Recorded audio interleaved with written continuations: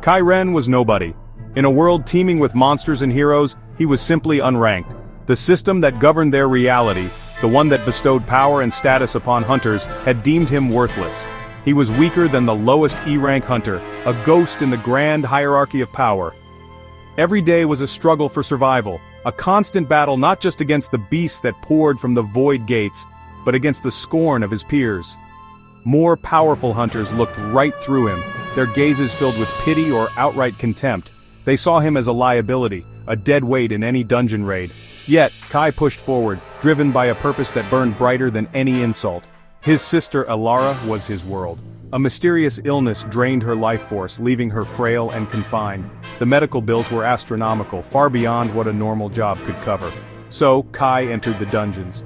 He took the most dangerous jobs for the lowest pay, scavenging for monocrystals and monster parts left behind by stronger parties.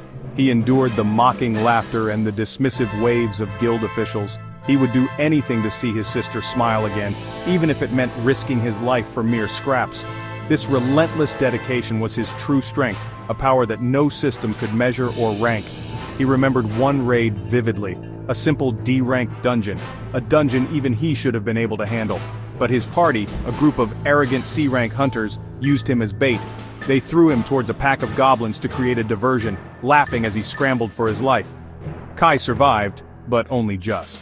He returned with a handful of low-grade mana stones and a body covered in bruises. The payment was barely enough to cover a week of Alara's medicine. That night, as he watched his sister sleep, a quiet resolve hardened within him. He had to get stronger. He had to break free from the chains of being unranked. The opportunity came disguised as a death sentence. A new gate had appeared, a double gate. It was a rare and terrifying phenomenon, a dungeon hidden within another dungeon. The initial C-rank gate was cleared easily enough, but then the second entrance revealed itself, pulsing with a sinister dark energy that made even A-rank hunters tremble. The raid team was trapped, panic erupted.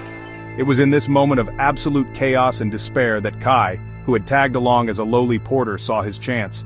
While the strong panicked, his desperation gave him a strange sort of clarity. He knew he would die here, but he would die trying to find a way to save his sister. Inside the second gate, the world was different. The air was thick with an ancient, oppressive power. The hunters, so confident just moments before, were systematically slaughtered by statues that moved with terrifying speed and precision. Kai was left alone, his leg broken, crawling through the darkness of a sacrificial chamber. He was the last one alive. Before him lay a stone altar, and upon it, a dusty, leather-bound book. It seemed to call to him, a faint whisper in the back of his mind. With his last ounce of strength, he reached out and touched it. The world exploded into black light. The system which had always ignored him, now screamed in his mind. He had found the Shadow Codex. It was a forbidden power, a relic that existed outside the world's established system. The Codex chose him, bonding with his soul and granting him a unique class, Shadow Monarch. Suddenly he could see the shadows of the fallen knights around him. A new command echoed in his thoughts, a single word of power: arise. At his command the shadows of the slain statues flickered and rose, their ethereal forms now glowing with a menacing purple light. They were his soldiers now, his to command. He was no longer defenseless, he was a commander of an army of shadows. The power was intoxicating, but it came with a heavy price. The Shadow Codex was not a gift, it was a pact. It held dark secrets and demanded growth. A new set of quests appeared before his eyes, quests only he could see. Daily quest: become stronger. Failure to complete these tasks resulted in unimaginable pain, a punishment in a private dimension of torment. This power was a double-edged sword. It offered him the strength he desperately craved, but it also enslaved him to its will. He had to grow stronger, not just for his sister but to survive the very power that had saved him. He used his new shadow soldiers to clear the rest of the dungeon. The final boss, a colossal golem that had terrified the A-rank hunters, was now just an obstacle. Kai, the unranked weakling, stood before it with his army of darkness. He orchestrated their attack with a newfound tactical genius, his mind sharp and clear. He felt no fear, only a cold, calculating resolve. When the golem finally crumbled, the system rewarded him with levels and abilities he could only have dreamt of. He had survived, he had won. But as he stepped out of the gate, he knew his life as the ignored Kaisen was over. A new, more dangerous chapter had begun. Back in the human world, Kai became a ghost. He kept his head down, maintaining his identity as the pathetic, unranked hunter. He couldn't trust anyone with his secret. The guilds, with their endless hunger for power, would dissect him to understand the Shadow Codex. The Hunters Association would brand him an anomaly, a threat to the world's order. So, he operated from the shadows, a lone wolf on the hunt. He would secretly enter low-level gates after other parties had left, using them as his private training grounds. He cleared the hidden monsters, the ones others missed, and leveled up at an astonishing rate. His growth was meteoric. He poured his new earnings into the best care for Alara, whose condition slowly began to stabilize.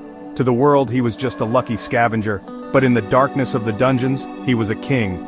He learned to extract the shadows of the monsters he defeated, adding them to his ever-growing army. A shadowy wolf, a giant spider, even a powerful naga, all became his loyal servants.